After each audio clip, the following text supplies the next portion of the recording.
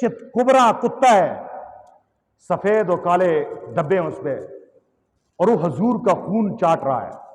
حضور نے خواب میں دیکھا۔ حضور سے کسی نے پوچھا اس کی تعبیر کیا ہے؟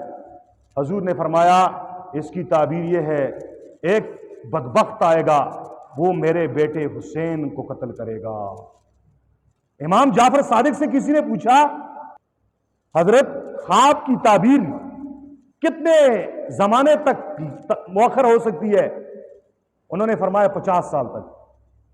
فرمایا اسی حضور نے یہ خواب دیکھا تھا کہ ایک کتا ہے وہ میرے خون میں منہ مار رہا ہے۔ فرمایا حضور کی وفات دنیا سے پردہ فرمانے اور واقع کربلا کے درمیان 50 سال کا عرصہ ہے، کیونکہ واقع کربلا سن 61 ہجری میں ہوا ہے۔ فرمایا 50 سال۔